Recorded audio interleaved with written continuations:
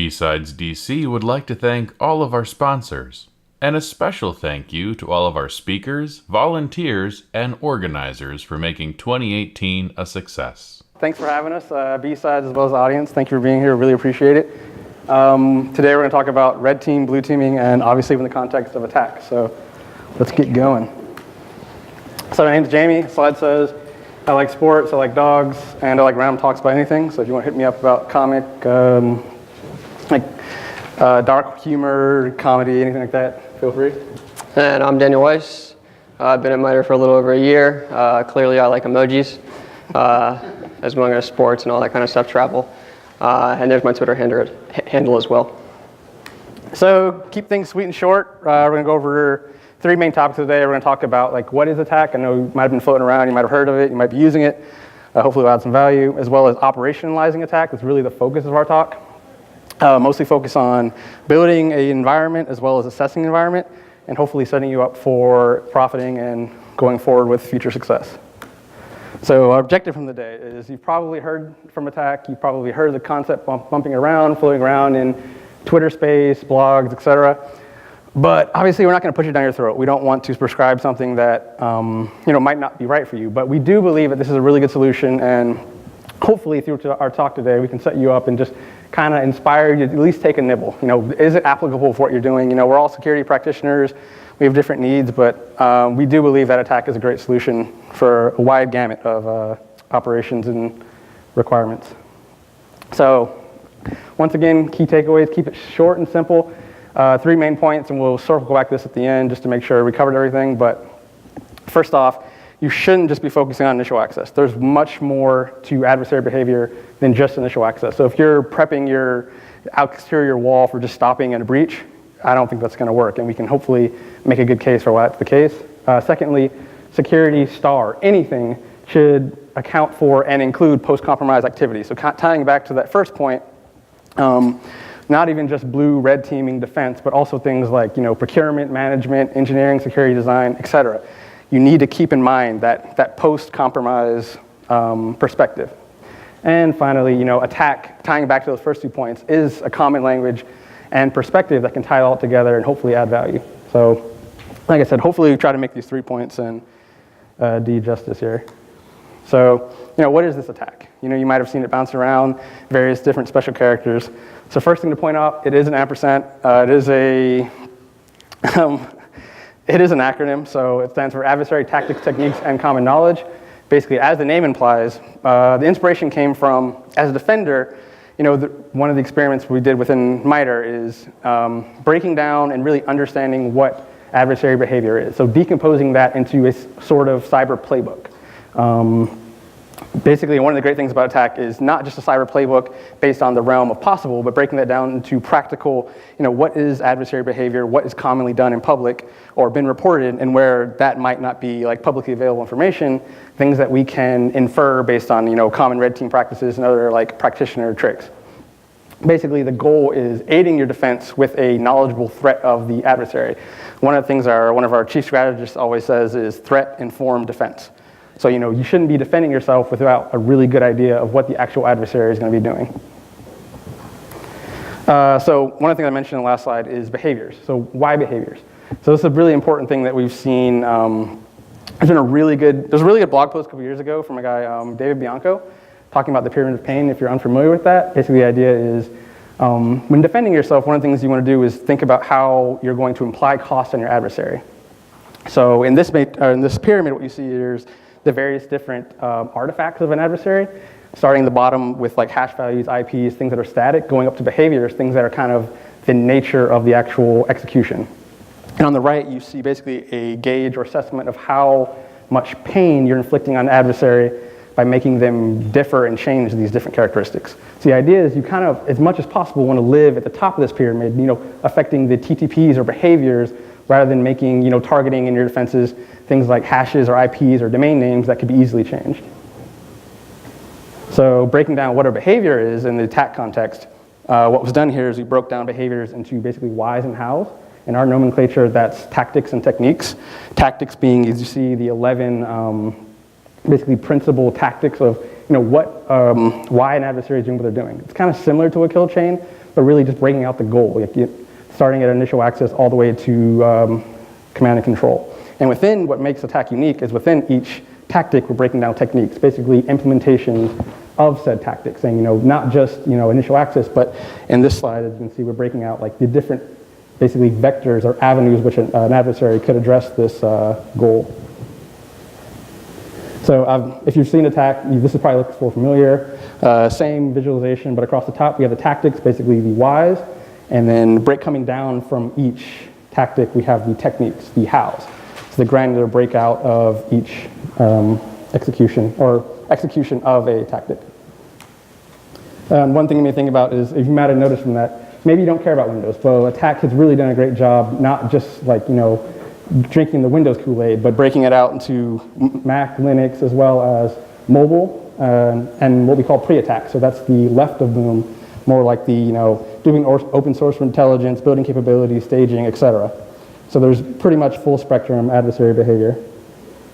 So, just kind of a highlight, like what actually the example of a technique would be. So this is my favorite one, process doppelganging. So you can see there's like common fields like name, a quick description of what it is. So I kind of abstracted it here, but it's basically, the underlying technology, why an adversary use it, and then tying it back to, why is this technique a part of said tactic? In this case, it's defensive evasion. Like I said before, this is pointing back to real adversary behavior. So real life examples that we're sourcing to either malware groups, etc., as well as mitigations and detections. So here's some more metadata based on that. We tag each technique with a unique identifier. As well, like I said, you can see it's mapped to a specific tactic, mapping it back to the platform. And one of the important things to point out is the data sources. So you can see, like, getting to what Dan's going to get into a little later, we're actually telling you, these are the data sources where the data would be, that the data would be produced from, as well as in detections, we try to address those data sources and say, this is kind of a longer breakout of, we're saying do API monitoring, but what do we mean by that? Well, these are the API calls you should be like, that would be indicative of this technique, as well as, process monitoring. That's pretty broad. Here's some more information about what exactly you should be looking for in relevance of this technique. So if you don't like the site, or you're doing some programming or anything like that, we also make this data available through the API. So if you're familiar with like Stix 2.0, everything's basically broken down into JSON. So with a Python, all this is available on our GitHub, but if you check that out, there's a Python utility that will help you pull down this information programmatically, or if you just want it in a different format, it's pretty easily accessible. As well as we have a pretty neat tool called the Navigator, which allows us to, if you want a really quick view of a lot of this information without all the details, you can pull this up. It's available on our site. Like you can see, it's a visualization. Everything's pretty cool. And you can also pull down the information from those adversary groups or malware and overlay it on the visualization, as well as build your own. You can change the colors. It's pretty awesome. So, I mean, I kind of blew through that really quickly, but you might be thinking like, oh, that's kind of neat. It's a good reference, but like, why is it so popular in industry? Like, why is that cool? And one of the big things we point out, and if you've checked out any of the information from this week's AttackCon, is what really Attack's biggest value is that common language. So whether it's blue to red, or like engineers to analysts, or even analysts up to your C-suite, really the big, I guess, value added is that common language. And the big value of that is it really does take a village when you're talking about cybersecurity. One of the things we're noticing is this is not just a department-like function. It takes all the way from management, procurement, engineering, admin of the host and network sense. Anyone across the gambit should be working on this. And I mean, it's a great movie quote, like engineers just really don't talk well with customers. So having that common language that connects all these fibers is really important. So, Attack's kind of neat, but like what now? Like we're talking about operationalizing, it's not just a reference, not something you can just read and put between your ears. How do you actually put this into practice and make value of it? So back to the idea I mentioned before, threat-informed defense. Even a good idea like deploying sysmon, that's a great idea. You should do that. But why? You shouldn't just take it on face value, not just the justification of, it's a industry best practice, it's a good idea. But really, you should have a deep understanding of, what does that afford me? What capabilities does that add? And then where are the gaps? And Attack is something like that, a really good framework for making those decisions. So first step in deploying any type of environment or setting yourself up for success is really understanding your threat. So how does that happen? You start checking out CTI. So if you've ever looked at like one of the CTI reports in the industry, typically they're walls of text. Like they're really great content, really important stuff, but it's not really easily translated from this blog post into how do I deploy that into Sysmon, or how do I threat hunt based on this? How do I red team and test my environment based on this? And like if you're familiar with Beauty and the Beast, like there's no pictures. It sucks. What do you do with this? Like there might be a picture of like some assembly code or network diagram or something like that, or even a couple of vendors have put out like great like comics that entered like the kind of materialize the idea of a threat group, like Gothic Panda. You get like a visualization saying, let's centralize everything and make sure we all understand we're talking about the same group. But how do you really make use of this like great information? So attack it. Attack has already put together the framework and the foundation for taking this great knowledge and kind of taking it from unstructured data and putting it through that attack filter into something structured that can actually be operationalized and actually implemented in your environment. So that same example, the same wall of text, parse it. This is something I've definitely learned from the attack team in my years working here, but really that idea of reading through the lines and seeing the behavior, seeing the TTPs, pulling those out and being able to put those into like network analytics, network sensors, et cetera, that can actually be used in the environment. And adding on top of that, kind of zoomed out a bit, but back to that navigator idea of visualizing everything, that's that paragraph that I took. From just that one paragraph, I was able to map it to attack in that way and gives me a better view of what I'm actually dealing with when talking about that specific adversary. And you can't just stop there. I mean, obviously, there's more reporting, and in this case, I pulled the data from attack, overlaid it, and now I have a really good picture of what that adversary is actually doing, and I'm that much closer to understanding, defending, and actually like making significant applications to this data that's been provided to me. So, and also a big step is don't stop there. So attack is the foundation of a lot of great intelligence, and we're constantly working at updating it and improving it, but that shouldn't be the only CTI that you're getting. You should be going out, there's more data available, there's threat feeds, there's more reports that we might not be getting to in a timely fashion, as well as some of the best data you might get is from your own environment. No one really knows your own threats like yourself, so the great place to look would be your own logs, your own sensors, your own analytics, and making those determinations. So from there, are we finally able to start doing stuff, and hand off to Dan for this? All right, so before we jump into actually emulating an adversary, you're going to want to do a deep dive into what you're actually collecting. You really want to know what your sensors are able to see and what they're able to not. So Jamie touched on the data sources before. Those are basically how and what and where you're going to be looking for the information, and the sensors is actually going to be what's pulling that information into your logs and collection sources. So the biggest thing with sensors is actually knowing what your sensors are collecting. I'll harp on that again, is you really want to know what your sensors are collecting. Are they collecting everything from all the different data sources that they say they're supposed to? Are you whitelisting certain events? And is there a reason why you're whitelisting certain events? Is it because you guys have decided that this event is benign and it always will be? Or is it super noisy and you guys whitelist it because you don't want to get all that fluff data?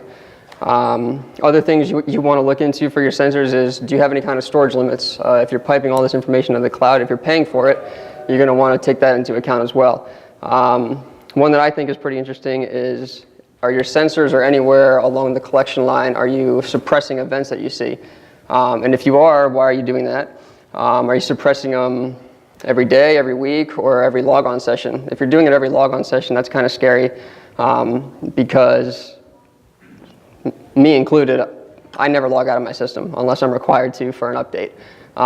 So if your sensor sees a command or something run and you never log out and you're suppressing all the events after that, you're going to be blind to a lot of things. So definitely take that into account. Lots of different options out there, free and paid for.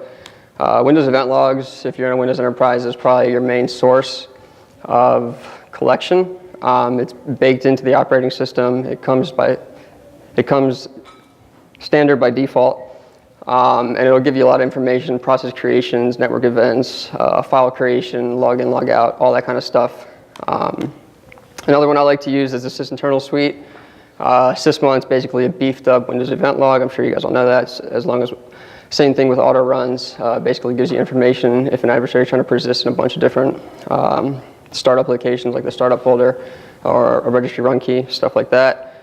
You also have EDR tools. I'm not going to talk too much about that because a lot of those are paid for.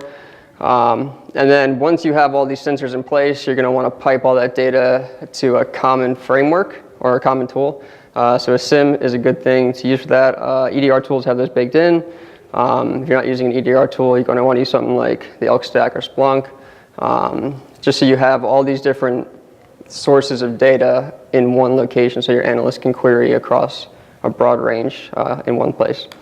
Besides endpoint monitoring, you're also going to look at network monitoring, so the different types of traffic you have, all those sorts of things.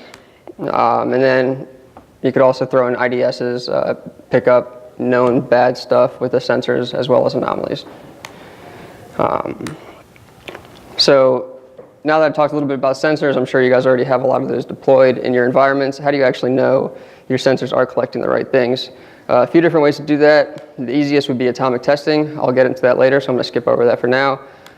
Jamie will talk about red teaming and adversary emulation exercise later, but just know that that gives more of an end-to-end assurance, whereas atomic testing, you're basically just testing one attack technique to see if you have visibility into that specific technique. We've released an APT3 adversary emulation plan. You can check that out now on the MITRE ATT&CK site. And if you want to kickstart your first adversary emulation exercise, you can use that one. And the final thing that I'd suggest using is we're releasing results from our first round of attack-based evaluations later in November. We used APT3 and did an adversary emulation across a whole range of EDR and other defensive tools to try and give the consumer insight into what these tools are actually able to collect, sense, and log, and all those sorts of things. So atomic testing, what is it actually? I like to think of it as in school, like your homework. So it's something you're going to be doing quite often as compared to adversary emulation or red teaming. Those are more like your midterms and finals. So you do those a few times a year. The one nice thing about atomic testing is it's supposed to be super straightforward, super easy to execute. It's almost like a copy and paste. You're usually testing one attack technique per test. And the idea behind it is to give you visibility really quickly into what your sensors are actually collecting when you execute this technique. A great resource for atomic testing is Red Canary's Atomic Red Team. They probably came out with this idea. They cover 40 to 50% of the attack matrix right now. And you could go there, you could look at all their different atomic tests and start deploying them right now. I also like the detection lab. That is a good framework for if you don't want to do atomic testing or any of these types of things in your own live environment. This is just a bunch of VMs that stand up, a DC, a Windows server for Windows event forwarding, and then a workstation. And there's a server on there for Splunk as well. So if you want to do your atomic testing in this lab, it's a really good tool. The atomic testing lifecycle. So super straightforward. First thing you're going to do is obviously execute a test for one technique. Once you execute it, you want to see what it's actually doing under the hood, so you're going to collect the evidence for it. And then once you know what it's actually doing, you're going to develop a detection. So a big question we get is where do you start in general with the entire attack matrix? Especially with atomic testing, where would your company start with atomic testing? Where do you want to fill in those visibility gaps and ensure you have coverage so you're able to see those different techniques? My suggestion would be use real data. So this is an example from CrowdStrike. They released a report earlier this year. They analyzed a bunch of intrusion cases across the first half of this year, plotted them against attack, and this is basically a heat map of the darker the color, red, orange, that you see, the more prevalent they saw that technique occur across all the different intrusion cases. So obviously things like command line interface and PowerShell and a bunch of different discovery techniques are obviously pretty common because all adversaries are doing that. Another real data set was from AttackCon last week. You guys can check that out on YouTube if you didn't already watch it. Attack IQ during a panel discussion brought up a metric showing the top protection failure attack TTPs that they see. So this is just another example of a real data set that you can use. Another example to pull data from would be, as Jamie talked about, would be CTI to actually know what adversaries are doing in the wild. And so if you blend, I basically blended those two real data sets together just to give you guys some ideas of where to start. And I wanted to pick at least one technique per tactic. So if you were to atomically test all these different techniques, you would have some end-to-end coverage in the attack framework. So I'm going to walk through an atomic test example now, just to show you guys how simple it is or how complex it can be, and show you how it will benefit your defensive measures. So this is the new attack website. This is what a technique would look like on there if you clicked on it. So I'm going to be walking through permission groups discovery. Basically, when an adversary hops on your box, they're going to want to see what groups they're a part of, what groups they can join locally and domain. We break it down, Windows, Mac, Linux. We give you examples, which we call procedures, which will actually be the atomic test that we're executing of how you can go about and execute this technique. And then we also show you the data sources that if you want to have visibility into this technique and know that it's occurring, you're going to want to monitor the API, you're going to want to have process monitoring, and you're going to want to be able to look for command line parameters. So straightforward, execute the test. Nothing too special here. I'm just doing a net local group. I'm looking for all the users within the administrators group on the local system. Pretty straightforward. So once you execute the test, you're going to want to pull up, look at your sensors, see what you're collecting. For this example, I'm using Windows security event logs and sysmon. The left is the Windows event logs. The right is the sysmon data.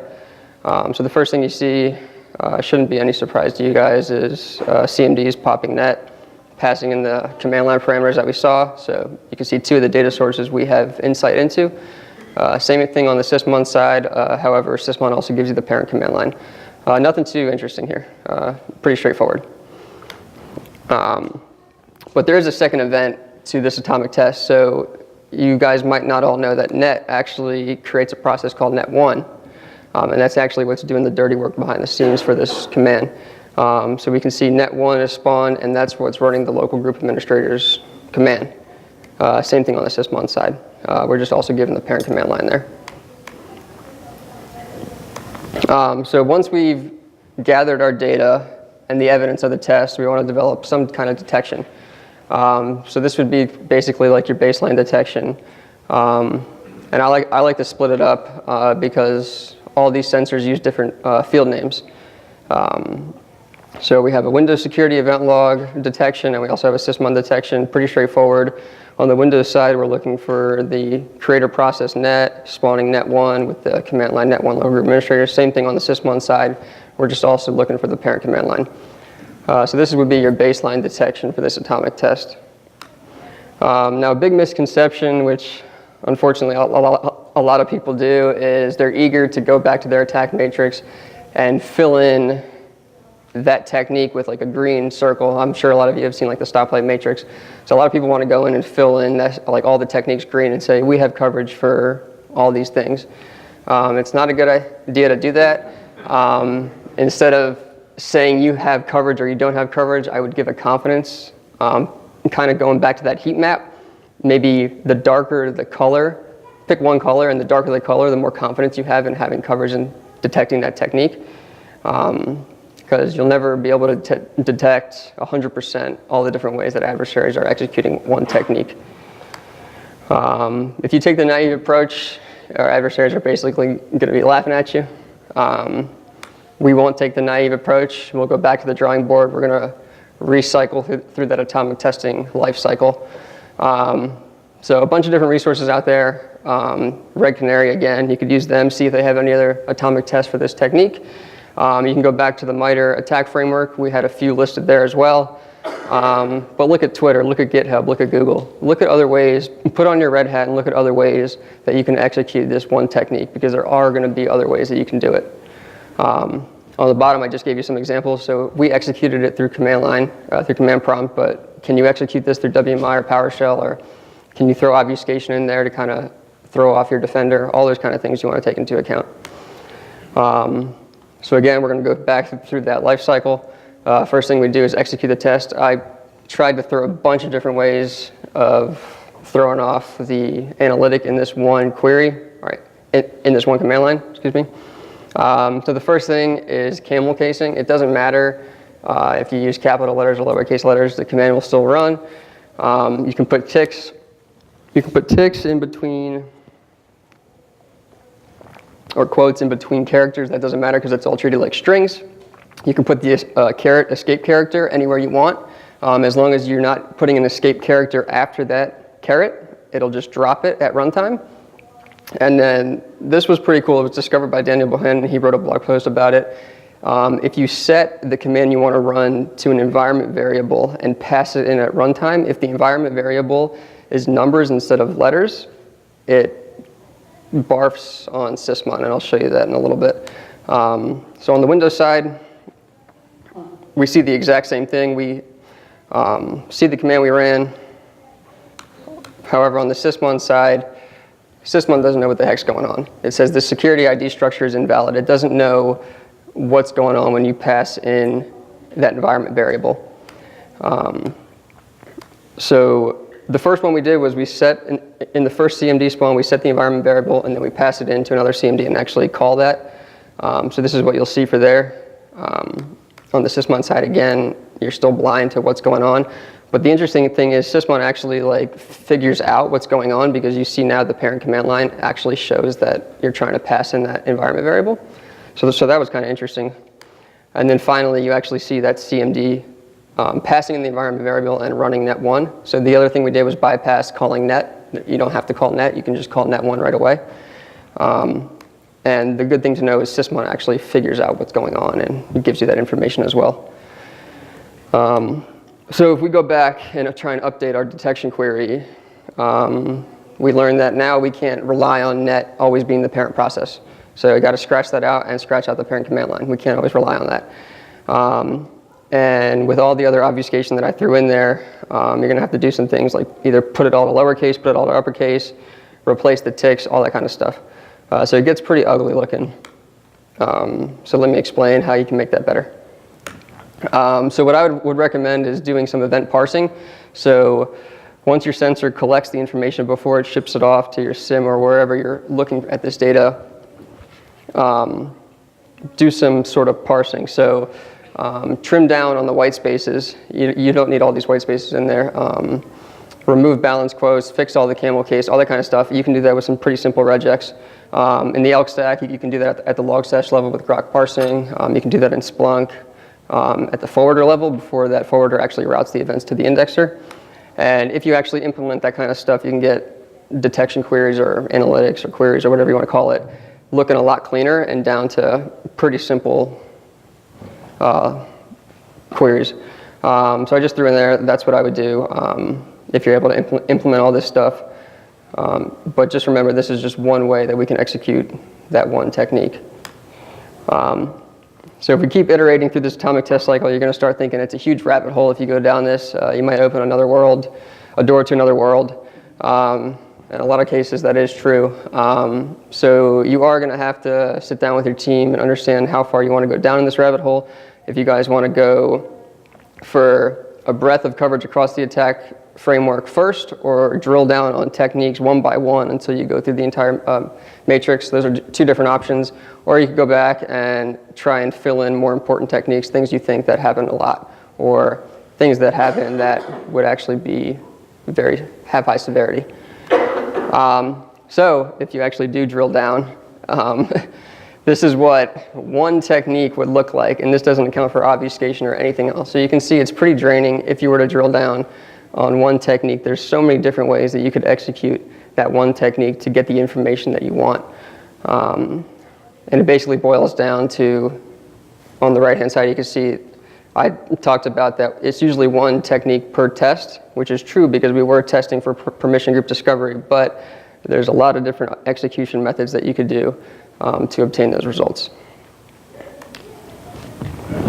So I know what you're thinking. It looks like, why do you need a red team if you have your blue team doing all this great work and learning all these great things and tuning your environment? But our approach is basically your red team picks off where that's left off. These things, if you're familiar with the concept of a purple team, you should be having your blue, or it's advantageous to have your blue and red working together in harmony. So as a red teamer, I'm coming in, I'm aware of these atomic tests, I've seen all this testing, and now I can build on top of that. And it's my responsibility to build, think differently, think better, and even in some cases think worse, something like PowerShell. Why execute in PowerShell version 2 when I can go down, or 5 when I can go down to 2 and avoid all that new sexy logging that everyone's implemented. So and not just building and expanding on this, but now that once we actually string together all these TTPs into a red team operation, I can apply this knowledge back to the blue side and kind of contribute to the atomic test generation. Say, when I actually did my engagement, I learned these things, and now until we come back, because red teamers are limited resources or expensive, you should test on these things so that next time I come, it's actually that much harder, and I can't just give you the same test that I gave you last year. So an example of that is picking up where Dan left off. Now that we've determined this environment, we're doing really great command line parsing. Where do I go? So I'm going to take a look at the actual executor, the underlying execution of the command. Now I've seen Dan did a great job connecting CMD to the actual process telemetry, but can I break that chain? So typically in the spirit of purple team, I come up with an idea. Hey, looking at attack all the execution vectors, I'll check out this T1106, which is execution through API. Is there something I can do through an API and try to obfuscate or at least hide my execution? So very often I'll come with an idea like that, go to Dan, show him something, he thinks it's pretty cool, run it through sysmon, crap. I don't have the really cool zoom out, but as you can see here, I compiled my code, my executor proof of concept test, ran it, and as you can see, the actual executable has the direct connection to calc popping. So as you saw in the previous slide, all I'm really doing is just trying to see if I can pop calc and hide that action. In this case, I didn't, because you see my actual code is directly connected to the artifact. But, that's not the end of the case. Take a look at attack, look at all my options, and say, API is a good idea, because, maybe they didn't see the actual API calls that I made, but they saw the artifact. And if they're just seeing the artifact, then it's really irrelevant how I did it. But maybe I can combine that with a different technique. Is there another avenue that I can take to try to enhance my red team behaviors? So in this case, I'll combine it with, T1047, WMI. So if I combine those two, write a little bit of stealthy code, how does this look? So, run it, same results, take a look at the results. You see the POC code running the T1047, and then out of nowhere, you see this calc pop. From this, WMI priv SC secured embedding. What is that? So now I've basically established the fact that I can separate my compiled code from the actual artifact. So that's something I can work with. But how does that actually apply to detection environments? So one of the first things we take a look at is, and like Dan mentioned before, the detection lab catches everything. But how do common, implementation of defenses stack up against this? This is the part I was highlighting before. The actual parent is not the compiled code, rather this random system process that came out of nowhere. So taking a look at a commonly deployed config, they actually have that line, that WMI service line that I'm actually leveraging is in the config, but as you can see, it might be a little brittle. It's saying, this is the actual command line, not the parent. So by circumventing the creation of this process, I've maybe broke a couple parent-child relationships and maybe kind of highlighted a brittle analytic. And just for sakes, taking a look at that line, Googling it, what would a real blue teamer see? You Google it, this is a direct quote from the blog post. So basically, maybe that's a line you should just ignore. I'm not really sure what that is. I didn't take a too good of a look down the actual interwebs and check out everything.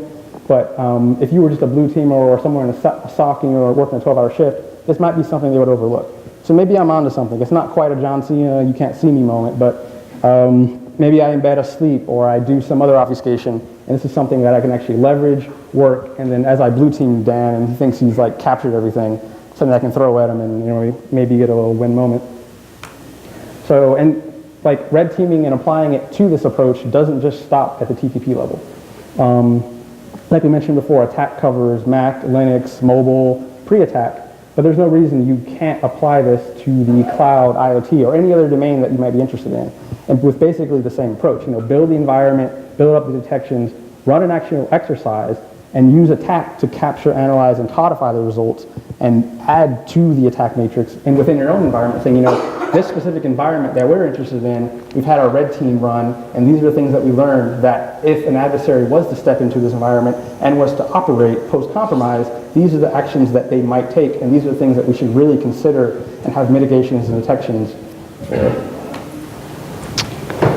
So going through the red team and the adversary emulation and the atomic testing, all that kind of stuff, these would be, after you have some results and data, this would be some interesting event logs and event IDs to look at. I'm just going to leave this as a reference for you guys. In the sake of time, I'm going to move on though. So now we have all this data. We're doing all these different tests. We have our sensors deployed. What do we actually do with all this stuff? So this is where analytics come into play. So MITRE came out with the Cyber Analytic Repository a few years ago. You can check that out. It has a bunch of different analytics on there, mapped to a bunch of different techniques. But that should just be the start for you guys. As you can see in the picture down there, that's MITRE basically pulling the rope for everybody. So what we're planning on doing is moving CAR to GitHub, allowing for more of a community effort. So people that have data that they're not publicly showing or whatever the case may be, write analytics for that kind of stuff, push it up to GitHub, and just have a better overall community engagement. If we're able to do something like that, obviously the whole goal here is to decrease the dwell time of adversaries on our networks, have these analytics pop so we can go and threat hunt and look for them faster, driving up their costs. Just some tips with analytics, things to be aware of. A lot of false positives. So when you write your analytics, especially when we did the atomic testing example, that first analytic might fire a lot depending on what your sysadmins are doing in your power users. You know, if they're doing a lot of queries and stuff like that, that alert might fire a lot. PowerShell. PowerShell has a lot of different, what I like to call PowerShellisms. A lot of commandlets have a lot of different aliases. A lot of the flags you don't have to use. You can obfuscate the flags. A lot of different things you can do with PowerShell. So a lot of things to be aware of in PowerShell that you want to account for. Know that process creation and file creations is not the end-all be-all for detecting adversary behavior. You got a lot of other things to look at. So processes accessing other processes, remote threads into other processes, and image loads.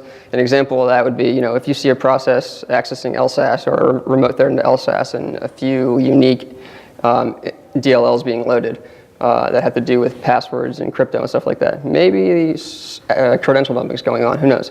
But a lot of things to look at. API calls Jamie touched on. .NET in-memory execution is a pretty cool thing also. And there's some other approaches to just note. If you want to have that baseline analytic, that's fine, but you're going to have to handle obfuscation. If you want to handle it separately, that's okay as well. And then you're also going to want to handle renamed EXEs and DLLs as well separately. That's probably the easiest thing to do. So now we have CAR analytics, we have our own analytics. The adversary stopped, right? You know, our analytics are going to fire on everything. That's not the case. Unfortunately, as a threat hunter, we hope the needle in the haystack is huge. In reality, it's not. But with the atomic testing, with the red teaming, with the adversary emulation, with the analytics that we're developing, you do have a chance. If you have the correct sensors, all that kind of stuff, you do have a chance at catching the adversary. So for threat hunting, obviously the first place you're going to start is using your analytics. If your analytics don't fire, you know, I don't know where you're going to start. So you're going to rely on analytics. You want good analytics to threat hunt. You're going to want your blue teamers to understand adversary behavior. If they can think like an adversary, you know, and an analytic fires, they might be able to think what the next step in the adversary plan is going to be. Blue team should also have some kind of situational awareness. They need to know what kind of industry they're in, what the crown jewels are of the network, and think, you know, is the adversary on my network and is their objective to go after that stuff? And then another thing is look for those anomalies and outliers in the data. You know, if Bob checks his email and goes on the internet and for some reason he's popping PowerShell and trying to talk to the DC, you know, something's probably up. Again, use CTI, ingest that, know what adversaries are actually doing in the wild. Unit 42 from Palo Alto release playbooks that document adversary behavior. So if you are in a specific industry and you know what kind of adversaries are after you, like financial industry, and you know Fin7's after you or something like that, you can go on their playbook viewer and see what Fin7 is trying to do and kind of have a defensive play to stop their next offensive play. And then the last thing I would recommend doing is validate the analytics, validate the detection alerts and all that kind of stuff that you have when you're threat hunting. So if you come across, for example, the adversary ran net local groups, but your analytic never fired or your detection query never saw that, see why it didn't fire. And then after all that, you still might not know what threat hunting is. So at this point, you're probably thinking, you know, great, this sounds really manual, but like, where's the 2018 sexy technology? Where's the blockchain? Where's the artificial intelligence, where's the machine learning? Actually, we got you covered on that as well. Andy Applebaum, our colleague, recently released a really great blog post talking about basically the idea that, these techniques, these behaviors chain together. In the same way that you can't walk before you run, or you can't run before you walk. Yeah, sorry about that. You also can't cred dump into your privilege. And there's also just like natural, co-occurrences of behavior. So he does a really great job, and I think he recently just talked at Wild West Hacking Fest, if you want to check out that content as well. But really just did a great job highlighting, the idea of basically there's requirements for a technique, as well as there's like consequences or like opportunities provided by a technique. And the same thing that Dan was talking about a minute ago, if while you're threat hunting or while you're doing defensive work, you really need to be aware of these things. So like you said, you see, in this case, you see like PowerShell. Well, there's a high probability, or at least according to most data sources, there's a probability that an adversary using PowerShell might also be using similar techniques, or techniques. If you see PowerShell, you might be looking for the PowerShell version of cred dumping, rather than just like standard Mimikatz binary. And these are the considerations that can really help you out when you're building an automated or orchestrated defensive capability, as well as if you're doing something like an automated red teaming tool. Like we have our own Caldera, but I know there's a couple others been floating around in the industry. So, I'm actually surprised we covered a lot of content. So hopefully you guys are okay. We're actually a little concerned. We actually, I think at one point had 100 slides, and someone got it down to 70. So looks like we have a little bit of time, but hopefully everyone's okay at this point. But just circling back to our main points, hopefully we made the point that there is a lot more to defense than just initial access. There's a whole gamut of data beyond that